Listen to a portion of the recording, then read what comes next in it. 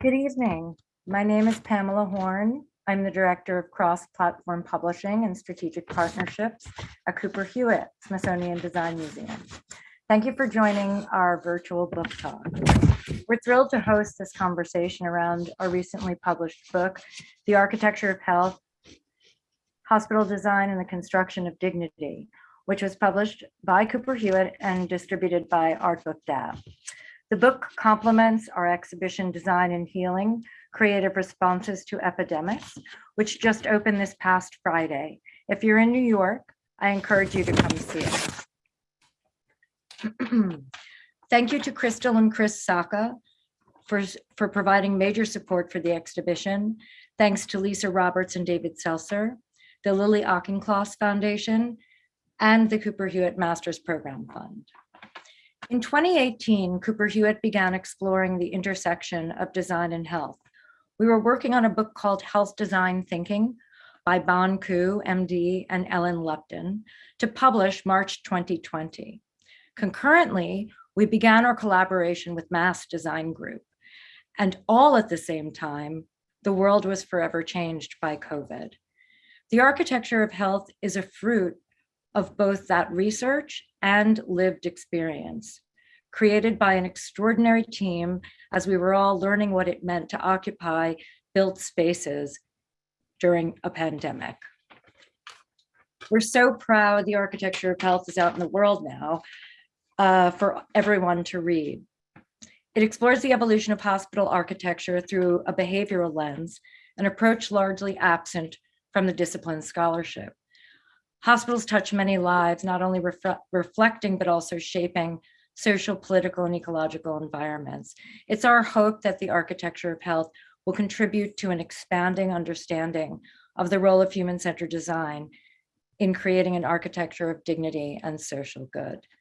Thank you to Furthermore, a program of the J.M. Kaplan Fund, for their support for the architecture of health. You can pick up a copy from the shop at Cooper Hewitt. We'll drop a link in the chat. We're so pleased to have with us tonight author Michael Murphy, founding principal and executive director of Mass Design Group and winner of the 2017 National Design Award for Architecture. Michael will be in conversation with Michael Kimmelman, architecture critic for the New York Times. We invite you to join the conversation in the chat. We'll save some time at the end for the program for questions from the audience, and feel free to add those at any time during the Q&A using the Q&A icon at the bottom of your screen. Today's program is being recorded, and you can find it on Cooper Hewitt YouTube channel later, along with many other offerings. Closed captioning is also available through the CC icon at the bottom of your screen. It's now my pleasure to turn it over to our moderator, Michael Kimmelman. Thanks so much, Pam, and thank you for asking me to join you in doing this, Michael. It's a pleasure, Michael Murphy. We were going to begin, I think, with some remarks by you, and then you and I will chat for a bit, and then we can open it up to questions. So if you'll take it away, Michael, that'd be great. Thanks so much, Michael. Thank you, Pam, and thank everybody for joining us. It's so great to be here and to be able to present this. It's been such a journey. Hope everybody can, is it thumbs up? Can you see the slides there, Michael? Great. I just wanted to begin by talking a little bit about this journey. And this is from an intro from the book that I hope you all can see. And I'll just read this quote and kind of begin with this. I write in the intro, at some point facing tragedy or joy, most of us will spend days, if not weeks, in a hospital, coping with the existential realities of birth and death. When I was a young architecture student, I sat with my father as he lay in a Manhattan hospital near the end of his life. Taking in the scene around me, I was shocked to see how few of the design lessons I was taught to honor had made their way into the spaces of care around him. This is a racetrack plan of a block hospital typology on the right-hand side of Bellevue Hospital, kind of all hallway and no windows in this plan you can see. As I noticed the equipment beeped and blinked, I asked myself, what has made this place so indifferent to the human experience? Why the indignity? Where is the design? My father's hospital journey probably served both his humanity and his medical condition, but rarely at the same time. And the role of design is to manage this conflict, I've come to learn. It kind of softens the blow of our irrelevance to the systems around us, reminding us that we may still matter in the great institutions around us. My friend and mentor and eventual collaborator, Dr. Paul Farmer from the organization Partners in Health, has called this, quote, dignity construction. And the search for it in architecture is the motivation and the purpose of this book. I just wanted to begin to recognize and acknowledge where we are today. I mean, this image taken at rush hour in Lower Manhattan World Trade Center train station reminded us how, almost 2 years ago, time stopped, our world changed, and our future looked more unlike anything we'd predicted in the past. Epidemics have always done this to some degree. They reveal the cracks in our system. They're a type of divining rod, a stress test that inevitably locate which of our cultural, social, physiological, and infrastructural systems are fragile and which are resilient. They're inflection points of where we need to invest, to change, to think anew. And they reveal to us both how we can maybe never fully return to where we are, but also how we might imagine a future. Fast forward to March 23rd, fast forward to almost 2 years ago, this very month, 2 months before the pandemic emerged, Ellen Lupton, Pam Horn reached out to us to do this exhibit at the Cooper Hewitt on health and design. And I think, as Pam mentioned, it was amazing to go through this experience of health and design while we were in the middle of this pandemic and changing and learning as we went through it. The pandemic, of course, continues to shape us today. And this is a moment to reflect on both what has happened and anticipate what still might happen, to see design as a kind of through line to how we shape our world and how our world shapes us every day. I see this book as a culmination of that research and learning, past and present, that history and that exploration, that journey, and the sobering reality of how much designing to address disease shapes our everyday lives and the lives of those we love. I think most profound for me has been a new kind of spatial awakening that we on this call, in your homes, and those that aren't on this call around the world are all kind of collectively experiencing. And that awakening is that the spaces that heal us can also hurt us.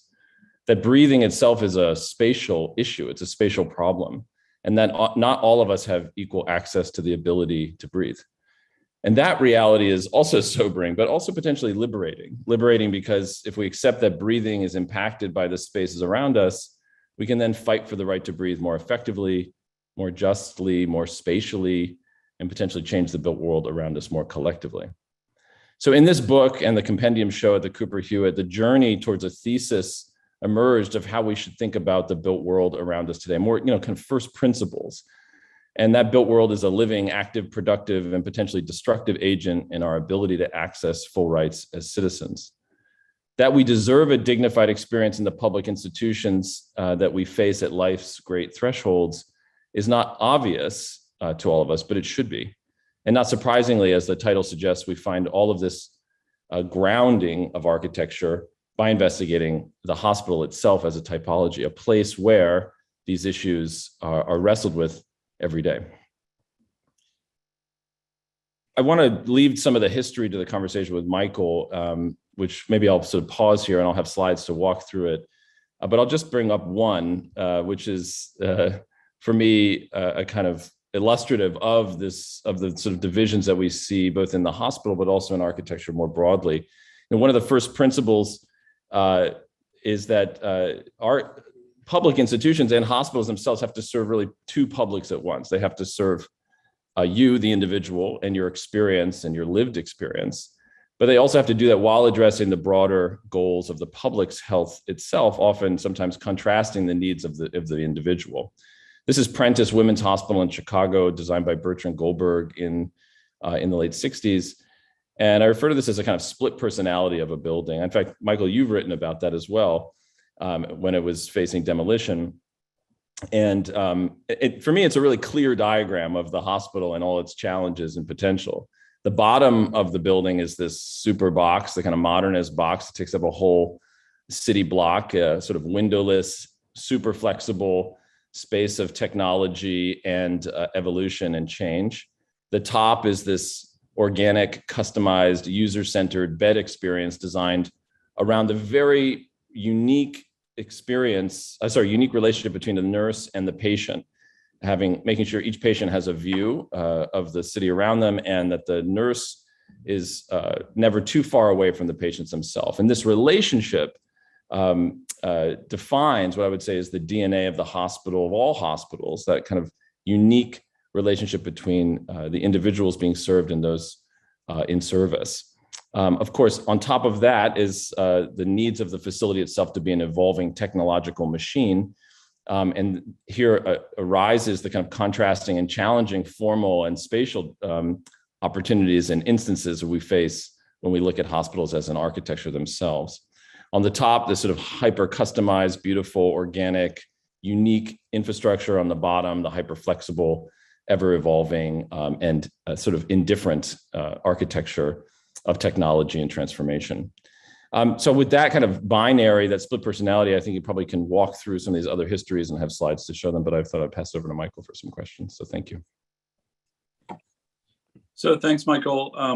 And congratulations. This book is really important, I think, and super interesting and annoying, because you write like an architecture critic should. So it's annoying that you're both an architect and an architecture critic. I was thinking, I did write about Prentice at the time of the demolition, just before, and I enlisted Jeannie Gang, the architect from Chicago, to think about how the building might be adapted and therefore saved, or at least in some form saved. It was a hypothetical project, and it was not just a failure, but I think an illustration of your point that Prentice is a hybrid kind of project, but fundamentally built, a custom built, and therefore not adaptable, which is one of the key issues, isn't it, about a hospital as opposed to a house, or other typologies which can last over centuries without needing to have their fundamental shape and purpose changed. I was just going to begin, before we leap into the history, with that project also grew for me, thinking about that, out of something I had done earlier, and I mentioned because I hope it's apropos to this.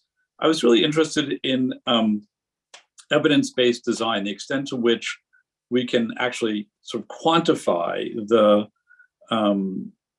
uses of design and architecture. And health seemed like one of the areas where at least that has been a conversation for some years. And I remember looking at a hospital in New Jersey where they had tested out a new patient room and discovered, among other things, that by redesigning the room with certain features, which I can describe, patients with the exact same conditions had much shorter stays. They described their stays as much more happy. They even liked the food more, even though it was identical. And the only differences really were the differences in the design, the extent to which they had access to natural light, the extent to which the places were designed to serve them as individuals and to acknowledge their relationship to families, not just the systems of the hospital. That struck me as a rather powerful thing. In fact, the most powerful was that they asked for 40% less pain medication. I thought that was a quite specific indicator of a role that design can play, and either perversely in increasing people's suffering or in alleviating some of it. What you described in the book, and I wanted to go through this because I think it's so useful, is a kind of history of the way in which the hospital has evolved, and evolved in parallel to scientific discoveries and technological changes. So maybe we could go back to the beginning. Prentice is not the end story, but it's a late development. You begin with the basilica and sort of what you might call pre-modern forms. Maybe you could just go through that a little bit and describe how we got to what we think of now as something like a hospital ward. Yeah, thanks for bringing all that up. And I think the idea of, if I just start with where you were leaning towards, which is evidence-based design, this idea that there are direct, measurable, quantifiable health impacts or health outcomes from the ways in which spaces are designed or shaped. That idea, which has come into sort of academic debate of whether we should be in the space, in the behavior shaping discipline, behavior shaping business, at least in architecture more broadly, has never been the case in hospital design, or in other words, it's always been the case in hospital design that the outcomes have been intentionally meant to drive improvement in health metrics for those that they're serving. Not necessarily always with the right data or the right scientific measurement, but always, I think, with intent. So, I mean, you see that, I do go back to the Basilica, you say the pre-modern hospital, which really, I would say the hospital really emerges in the beginning part of the 19th century with the Hotel Dieu, the large state hospital in Paris, which is sort of at the intersection of how big an institution can be. But at the core of it, from the Basilica to, let's say, the Hospital Maggiore in Milan in the Renaissance, there's always been what we would call like a DNA of every hospital. One is, as I mentioned here in Prentice, the relationship of the nurse to the patient, or the bed to what was theorized in the Basilica as the altar, because back in the day, the Basilica was the word of God, which would heal us. So they were transforming former ecclesiastical spaces into spaces of healing, or spaces of basically dying from disease, or containment of people who are dying from disease. And so the word of God was the dominant design driver. So we needed to have an altar which could be audible. The word could be audible to the bed themselves. So the design of the patient wards were really the distance of how far sound could travel, so that one could be saved on their way to the next life. The other key, so those are two areas, there's two DNA. The other two DNA are the window, of course, how air is moving through the facility, or light, and then the relationship to the privy, or how we're collecting waste. And those kind of four elements make up, really every medical facility moving forward. And the design, or the iteration of each of them, is the kind of DNA of how the design emerges, or how the architecture changes. So here in Prentice, you can see that DNA really clearly. Bertrand Goldberg, who designed this, is trying to model a sort of new challenge of having small patient rooms and also close proximity to nursing stations. Here he has 4 nursing stations that can all see the beds around them, and the circular form turns out to be, and in learning from the Panopticon, Jeremy Bentham's Panopticon and the theorization of that, an ideal form to monitor and observe more people under a singular point of view. So 4 circular forms allow for, let's say, more surface area and more patients to be included in this cloverleaf design. I would say that if I move back a little bit, the place where it really emerges, and if you can see these slides, in the 1850s is in, this is really the emergence of the modern hospital. This is the Renkoy Hospital. The Renkoy Hospital. If I could actually interrupt you, Michael, for 1 second before you move away. I was just going to say one thing about the Panopticon, because, of course, it also was in relationship to prisons and this question of observation of inmates.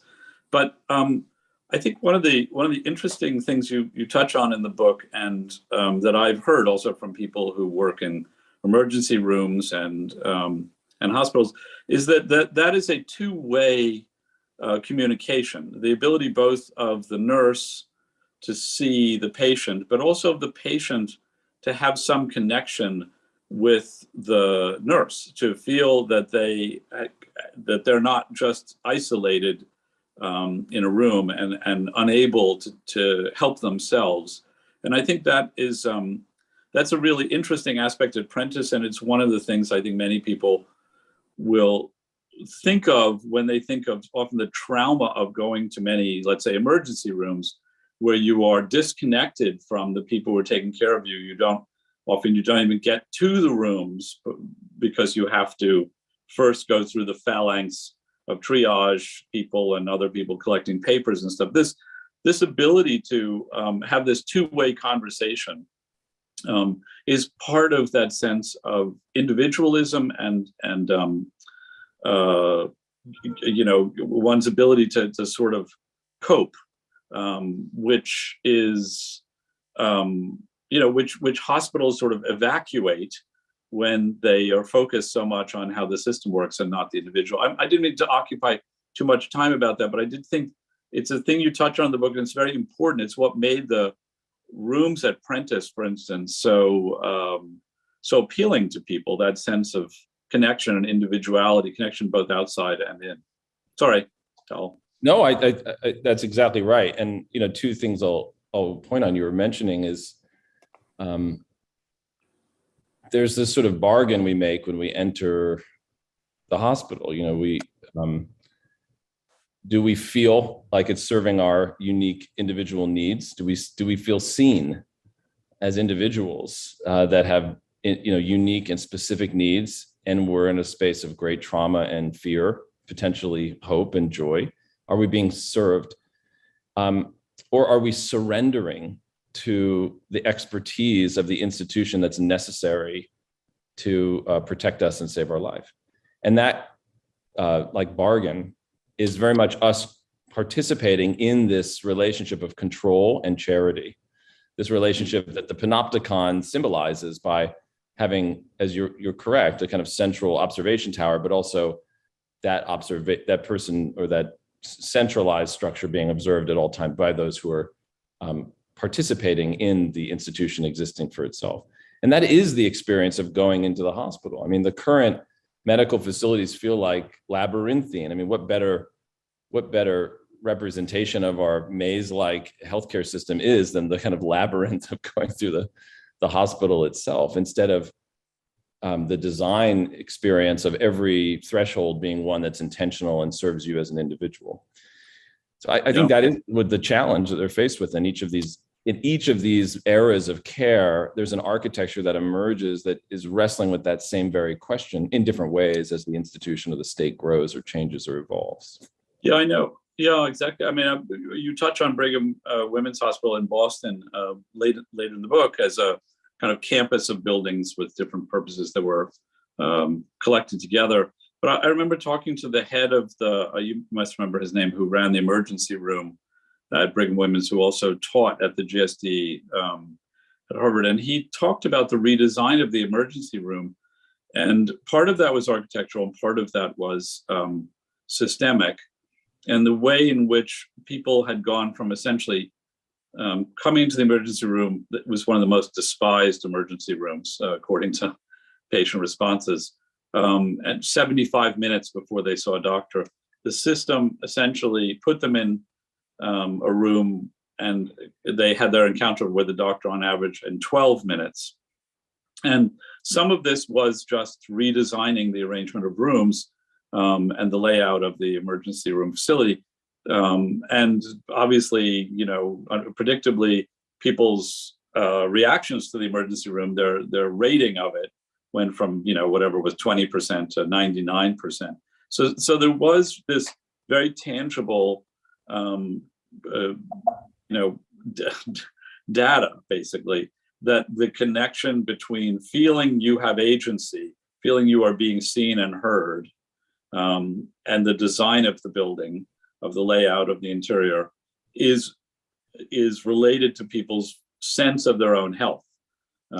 It's not it's not an abstraction. It's very much how people perceive this. I keep interrupting you. You were going to the middle of the 19th century, which is this key transitional moment in the Industrial Revolution, with buildings, with empires, and also with scientific discovery. So maybe you could just, this is a meaty part of the book. You could talk about what happens maybe at that point. Sure.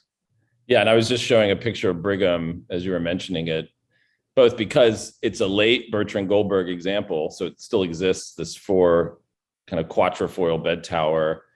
But as you can see from the map, there's this assemblage of, the hospital today is really this, now emerges this assemblage, almost a kind of Frankenstein of different facilities that have to find new logic in how they're connected. And one thing you're mentioning is the patient's experience, but I think what Brigham also shows is this is also a workplace, very much the role of the facility in facilitating productive work, that the nurses, the doctors, the staff can do their job effectively, carefully, and with respect, also affects the ability, the type of care that's delivered. And there's this theory in Brigham of the central hallway, which they call the pike, which is both a circulatory route of hallway, but it's also this place where collaboration and connection and overlapping happenstance occurs, where kind of new knowledge is produced and reminders of how you work with each other across different facilities. So it's kind of an interesting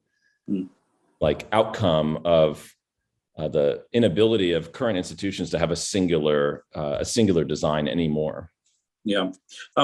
Go back to the 19th century, because obviously you have this collection of things happening, including Florence Nightingale and Snow and other people who are looking actually at epidemiological evidence and influencing the way things are designed. Maybe you could just, in a nutshell, get to the I think that this is the 1850s is such an important moment and such an evolutionary step in the moment, I think, of architecture, but also of science. And you see that in the infrastructure. So Brunel, Isambard Kingdom Brunel, one of the great names of all time. Yeah. Of course, incredible engineer, designs the tunnel under the Thames, famous bridges, et cetera, is brought in to design a clinic to address the incredible amount of death that's happening in the Crimean War on the front lines of the war in the Crimean Peninsula, where it's turning out that most of the soldiers are dying of diseases, not of injuries from fighting, and the theory being that if we were able to lift the building off the ground, they're not sitting in these bell tents, these famous bell tents with no ventilation around the ground. If we could create a space where they could lift up and have some fresh air and light and be pulled off the ground, where miasmatic diseases or odors, as it was thought, were coming from the ground itself, this might have some improved outcome. And this was an emergency tent clinic that was designed and flat packed and put on trains to be delivered to Renköy, which is in modern Turkey, and then erected quickly as a sort of emergency center. And in this example, Florence Nightingale was a nurse who was adjacent to this and was watching or aware of this experiment. The rates of death from the soldiers dropped by something like almost 70%. So here you have this simple design strategy. They had cranks to move air through the buildings. It was lifted off the ground. It was very specific of where the patient beds were. There was a lot of movement of air and windows. And you had this incredible data of health outcomes being improved. And suddenly what emerges is Nightingale's sort of awakening that there are specific spatial iterations that have to be developed in order to align with health outcomes. And she theorizes this, writes on this in her book, Notes on Hospitals, goes back to England, and is one of these, models it with data visualizations, which are beautiful. It becomes a policy maven, as an architect, and develops nursing education. It's incredible visionary, inspirational person. But I think one of the lasting impacts is the architecture that emerges from her Notes on Hospital, which was what I would call an early parametric design. It's parametrically defined by it can't have fewer than 12 patients, no more than 36. There should be a certain amount of staff to relate to that number of patients. There's this many windows that should be required, or a certain percentage of the surface area of the facade with openings. So all of these things are determined by her in this in her Notes on Hospital, and the Nightingale ward becomes the sort of dominant infrastructure of medicine, not just in England, but across Europe and across the world, as a sort of colonial and imperial project of empires, Michael was saying, is distributed. And one of the first things often built is a clinic or a hospital, and the Nightingale ward emerges in that way. So you have this distribution of this idea, which is at its base level designed around those four DNA, and importantly, airflow. The idea In this one, it was miasmatic odors were causing ill health, this bad smells. So getting rid of those odors was the key function of the facilities. It turns out to be the wrong science, but the right strategy, actually getting air moving through the Nightingale wards would be useful even today in COVID.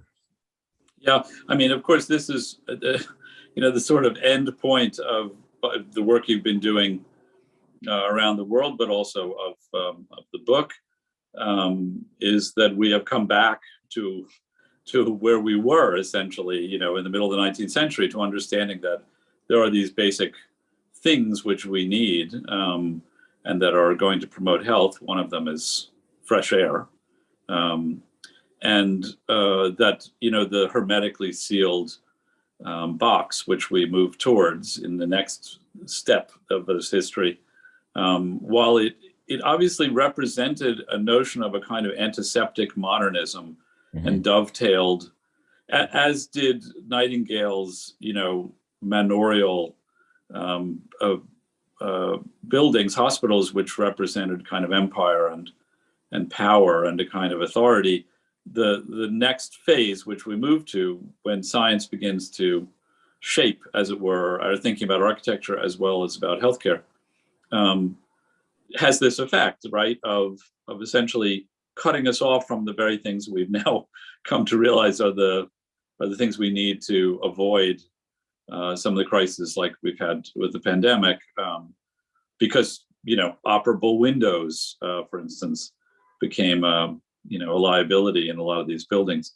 Maybe you could just explain that a little more, because it wasn't a straight line, and you talk a little bit about how one goes from Nightingale through Montaner and then Albert Kahn, and it's very interesting, and for that matter, Alto. How did we arrive through that really interesting mix of modernist strains to Bellevue Hospital, for instance?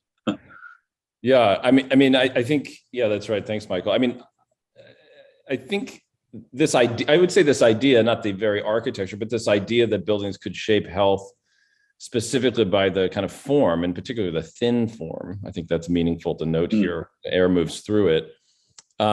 Really carries forward for almost a century. I didn't have a picture of Kahn here, but I can bring it up. But this, of course, the Paimo Sanatorium by Alto in 1933, 32 is a kind of like the best example of how the architecture directly responds to the intent of its functionality, but also how that shapes a kind of architectural movement. Beatrice Colomina's recent X-ray architecture, I think, says it really well, which is she's describing the kind of elements of modernist architecture coming out of aspirations of health outcomes, specifically here, air movement, heliotherapy, the kind of access to sunlight, and the cleanable lines and surfaces, which sort of de-ornament the building itself. That a lot of these aspirations were, a lot of these kind of aesthetic results came from health aspirations and health outcome hopes. Here, and just so you understand it as an architecture, this little thin tower are outdoor porches where patients who came to the sanatorium with tuberculosis, airborne disease, aerosolized, much like COVID, they were rolled out into the Finland winter and put blankets on and sat on chaise lounges and took the cure, they called it, got sun and air to help heal them from TB. They didn't have the scientific data, but they had lived experience that some patients did get better if they were given this kind of experience. This architecture is interesting because it's sort of inflexible. You can't make it a huge building from this point forward. It's always kind of breathable in this thin form. I think it changes, to your point, a little bit in the post-war, where we have a different strategy, to amass how we can control climate. I talk a little bit about the beginnings of climate control in hospital design. One of the, Rainer Banham talks about one of the first buildings to have indoor climate control was the Royal Vic Hospital in Belfast in the turn of the century. And it's, I think, interesting and notable to point out that air conditioning emerges really first in a massive institutional way in the medical facility.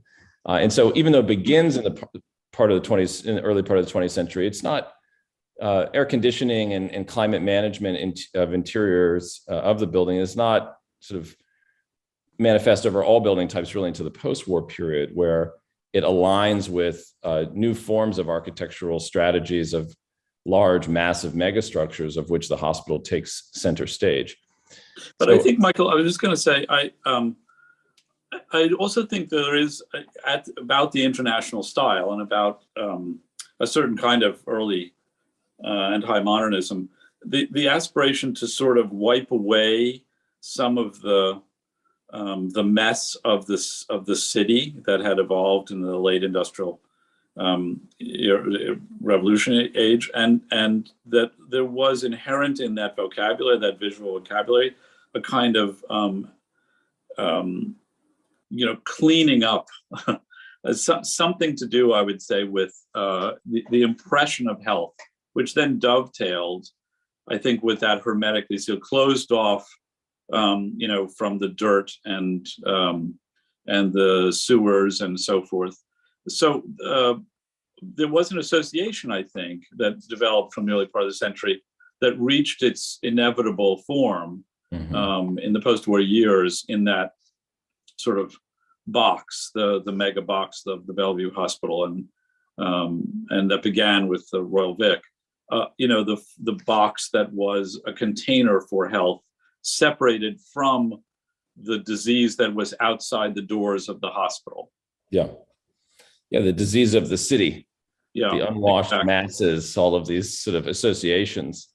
And there's a great book called Ghost Maps about John Snow's map of the cholera epidemic in London, and I talk about it a little bit in the book, and how that period in 1850s, at the same time where Nightingale and Brunel are experimenting with these things, Snow is using data visualization maps of the Soho neighborhood in London to prove in an epidemiological way, in the beginning of epidemiology as a study, as a field, that cholera is waterborne, not morally borne. Before then, we start to imagine that the diseases are of a kind of a crisis of moral integrity. Of course, the poor, the impoverished, all of this ways in which we project our social ills and our kind of prejudices on those who are suffering.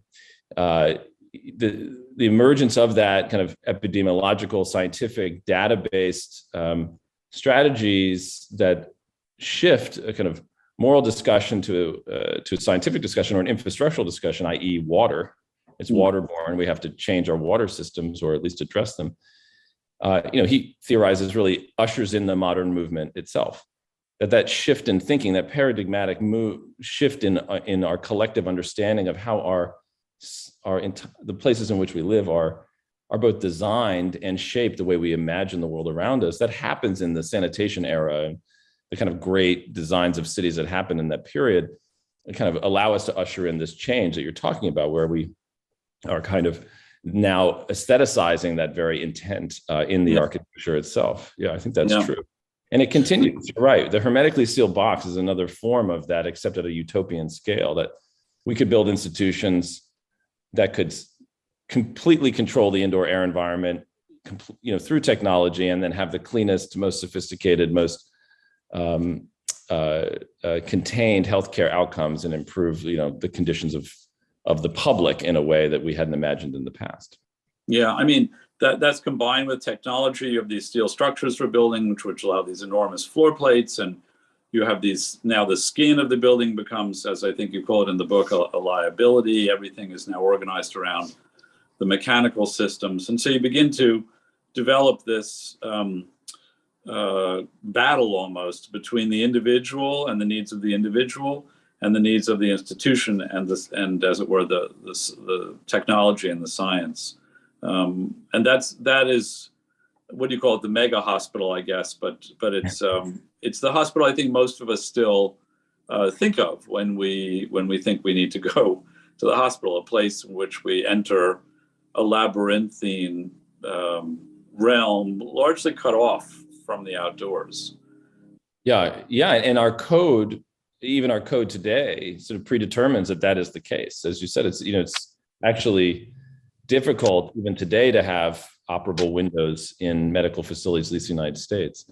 But this does happen in the mid-century, and it's interesting to think about why it happens simultaneously with emergent theories in architecture of the megastructure or structures that are kind of both utopian and dystopian about how we capture the sort of new understanding of the global ills that face us on a day-to-day basis. And Bellevue is a good. This is as soon as Bellevue was built, it was sort of hated and despised by its staff and the public of New York.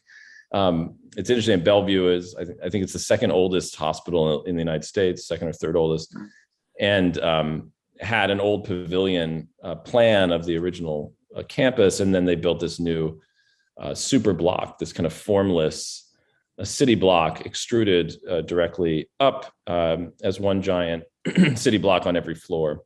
And you can see the kind of ways in which the thin plate of Alto's sanatorium balloons into this kind of taken over the center of the facility by all the technology, the systems, and the stuff that make it possible to serve this kind of scale of individuals at once, the scale of this public as they imagine it. We don't have a lot of time, and I was really hoping we could get to Paul Rudolph and Louis Kahn and some of the really interesting examples you give of attempts to sort of reimagine the hospital through to get around this inherent problem that one needs to adapt to the technology. As you say, the hospital is a system that doesn't, it must remain on some level open and flexible. And yet how one can humanize that. And maybe you could just, because I want to end, of course, with your own work. And I thought we would talk about Guesquio in Haiti, since I had the chance to see that as well.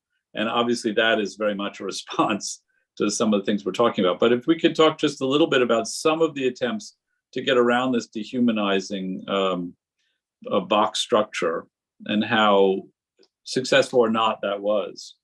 Yeah, I mean, I think, what's interesting about Bellevue, and even though it's a brutalist building, its boxness was sort of the late stage of modernism, and I think also represents the critique of modernism from the kind of post-war modernists and early postmodernists who were saying, the box, this oppressive, rigid architecture of kind of no dignity, no kind of very predictable form, had its own kind of oppressive nature on our own individual sense of self, and creating kind of new forms that created, spaces of discovery and of interest and newness was part of how we might enlighten the mind and sort of respect the individual. And Paul Rudolph does this in this incredible way, or at least attempts to do this incredible way in the Eric Lindemann Center in Boston, which is part of the very problematic erasure of the West End and the new structures that were built in the kind of the mid-century and in the late mid-century. But Rudolph, being kind of such a unique and kind of thoughtful, humane architect, and this is a building for people suffering from mental health. Of course, the institutions themselves are changing in mental health care. And at that period of time in the late 60s, especially in the Great Society program, there's more money and investment in mental health care and mental health care institutions. And so taking people out of the institution and putting them into a space where they're getting treatment for their specific needs.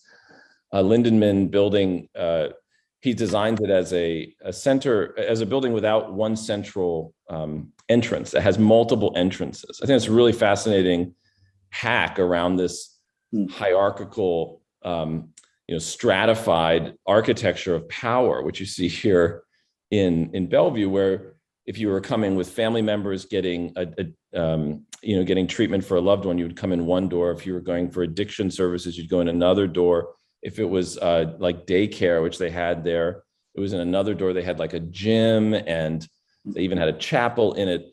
And so they had this building kind of wrapped around the city block. I don't have a picture of it here. I wish I did. but it's a beautiful example that had a unique experience for each individual's kind of specific need.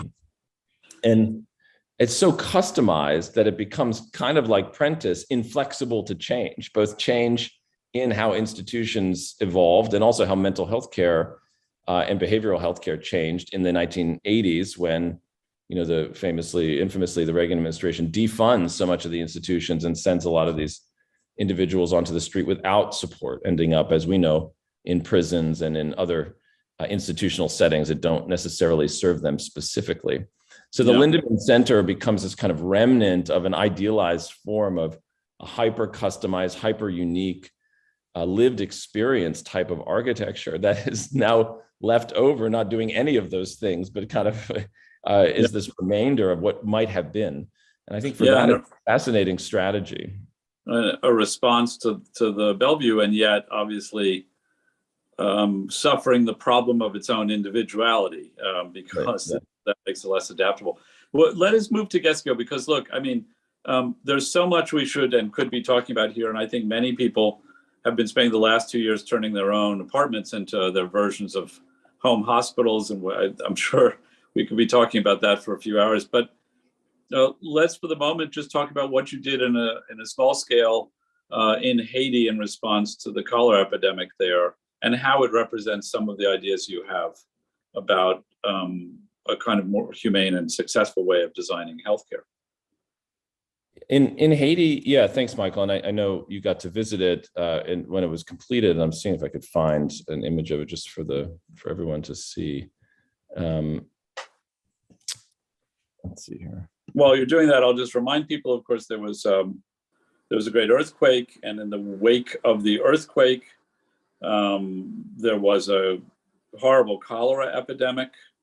So one of the challenges in Haiti was what to do in such an impoverished place without adequate healthcare facilities, with these massive numbers of people suffering from cholera.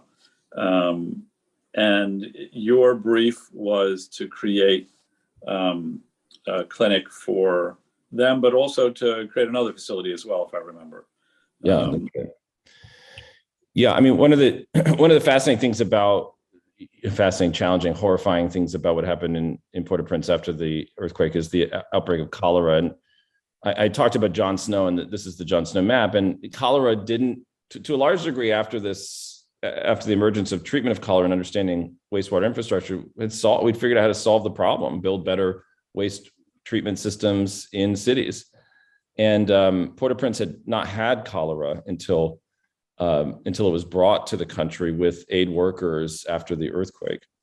And so with a kind of broken wastewater infrastructure system in the capital city, these doctors, the amazing Dr.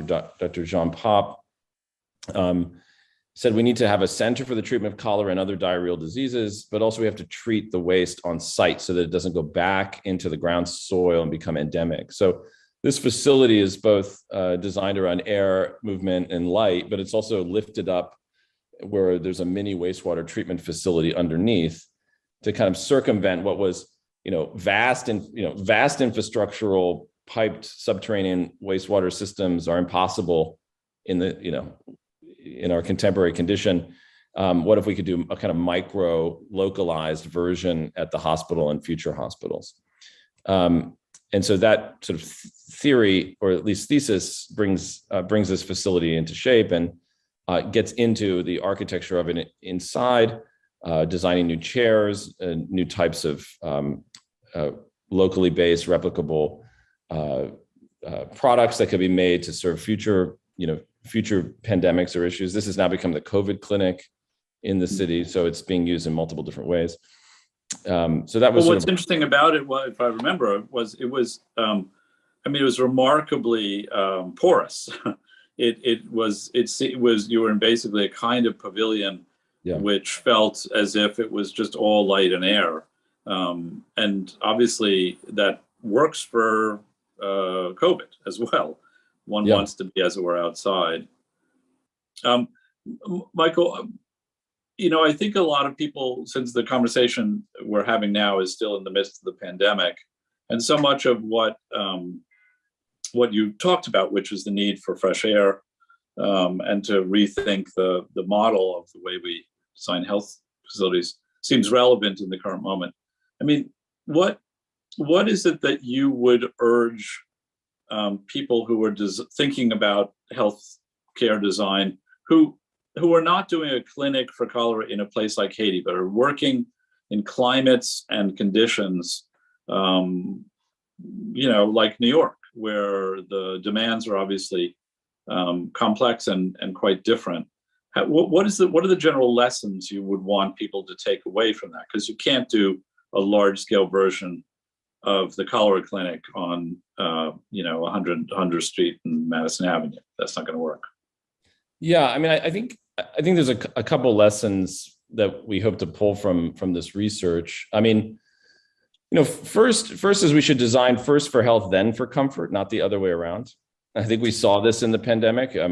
With schools, for example, I think we could have saved a lot of heartache if we had outdoor classrooms in many places throughout the US, and would have been a healthier environment that we could have designed for comfort in much more easy and facilitated ways, where we did the inverse. We kept everybody inside of buildings that was more comfortable, and then tried to figure out how to hack classrooms to get more airflow. And it became this incredibly convoluted and difficult set of, unique strategies in every different state.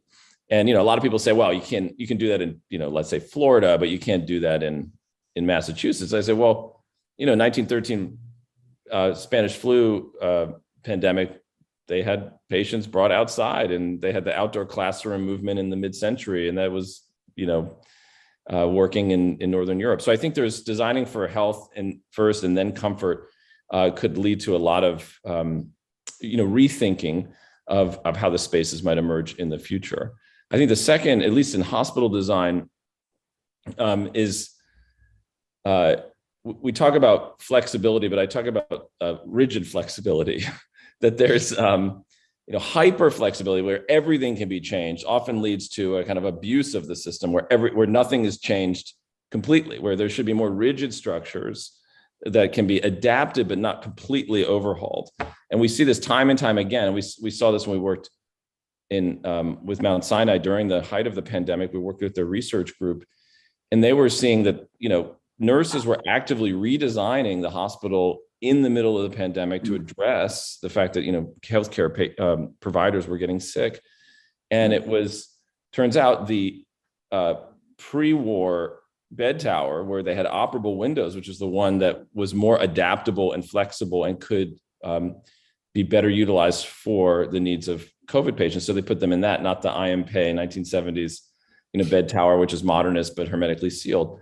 So I think these are lessons that we might see emerging in the future, that buildings should be thinner, should be adaptable to the movement of air, should be rigid but not hyper flexible, and that each microclimate can be designed around with a complex strategy of, let's say, natural ventilation, forced natural ventilation, and some mechanical ventilation, that we start to reduce our complete over-reliance on completely mechanically ventilated systems. And we use that only specifically where we need very kind of sanitized areas, very specific comfort conditions, and other areas are more climatically adaptable. I think that might be a big outcome broadly in the architectural built environment across all facilities, but I think we'll see it first in hospitals. Yeah, it's super interesting. And I think I was going to quote your book here because I think it's really relevant about how we think about health in general. You said, in the hospital where life so often begins and ends, architecture can be a machine that moves us along an assembly line, or a space that uncovers latent meaning, a vessel to shepherd us over life's thresholds with dignity. And I think that issue of dignity and health are obviously, as you point out, deeply intertwined. And it is almost the last thing one hears people talking about, but it is an element when they talk about hospital design. It's often about technology and cost. But it is the thing that architecture can bring to the table. That's for sure.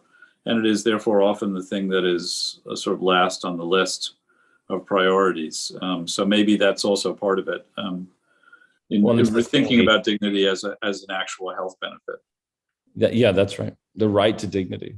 I mean, it's the thing you remember.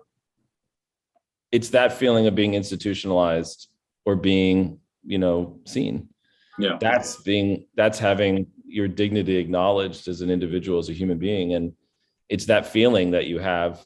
It's why so many people are afraid to go into the healthcare system itself. It's why healthcare, I think, is increasingly being disaggregated out of the centralized institution into communities, because it's more approachable, it's more care filled. Yeah.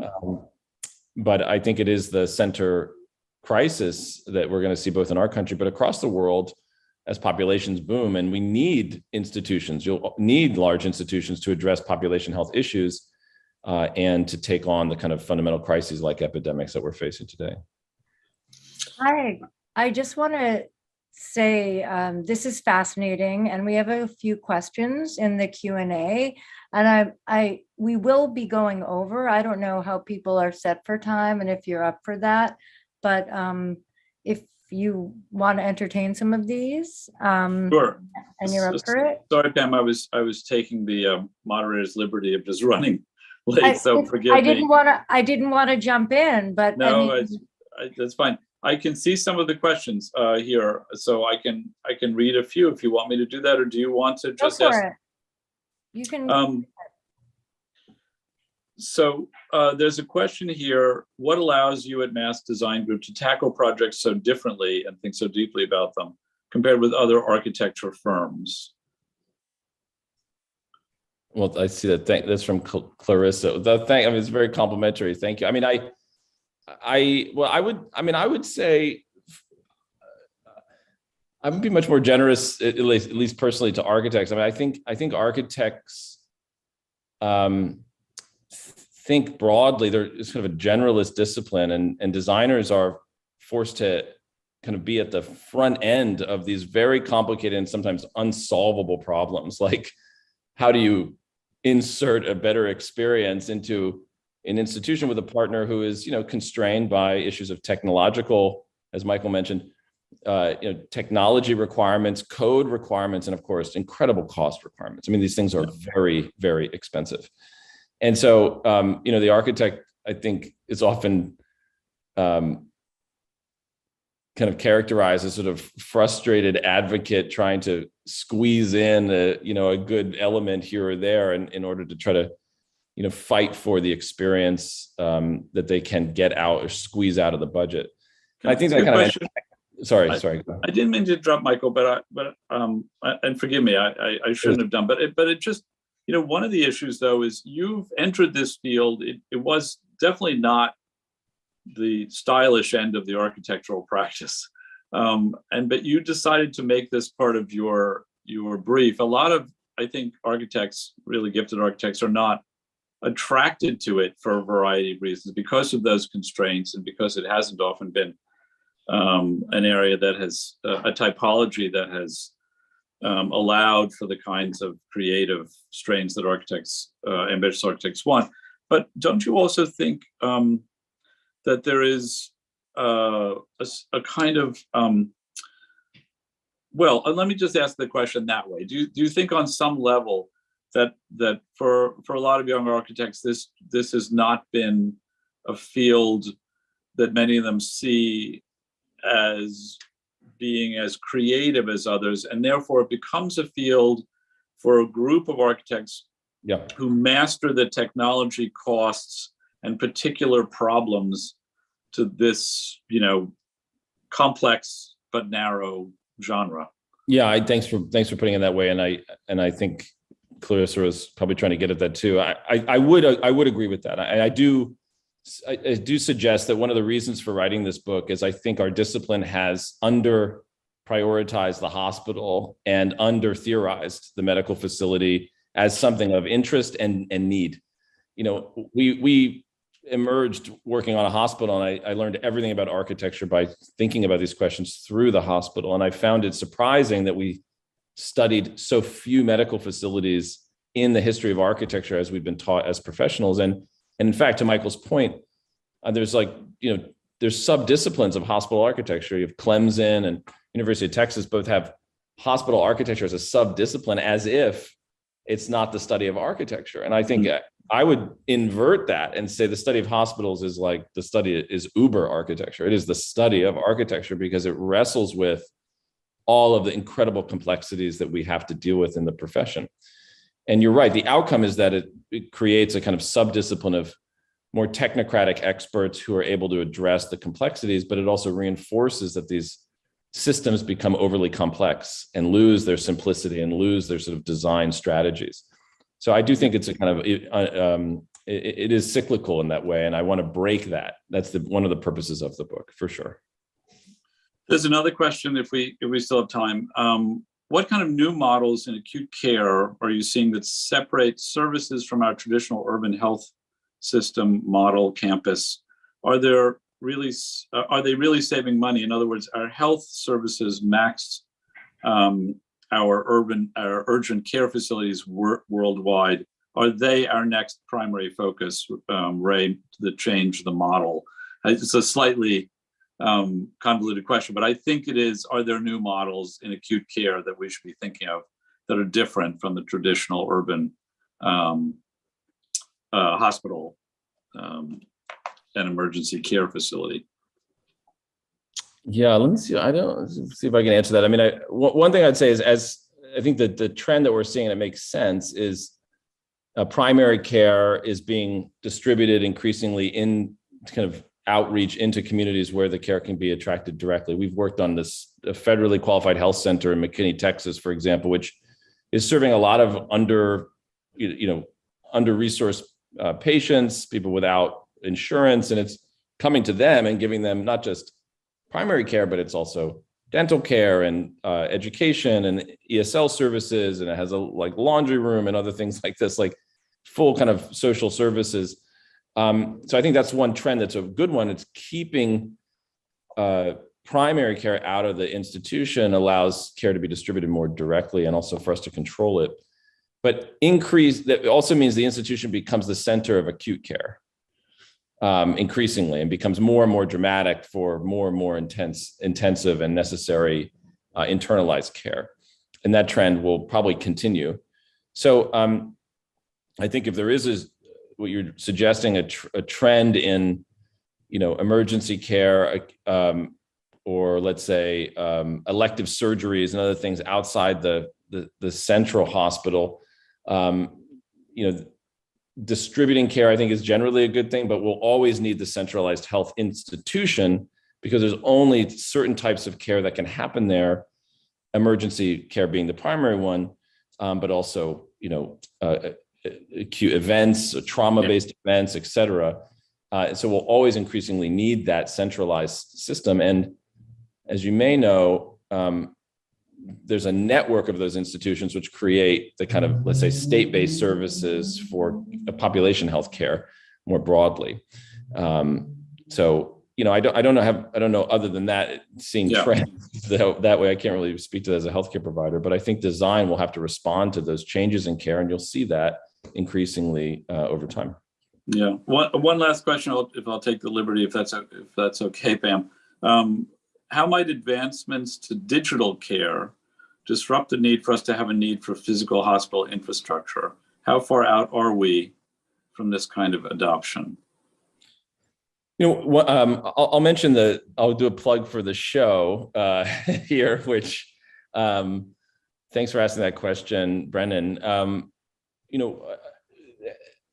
One of the arguments of the show is that healthcare is health and design affects like every part of our lives in so many ways that we can't always see. So it's really hard to clarify which scale it's affecting at. But we start the show with the scale of the body, and in particular, the emergence of what is one of the great design movements happening now, which is the emergence of monitoring devices, right? And ways in which we begin to make visible the invisible conditions inside ourselves, which is, of course, has been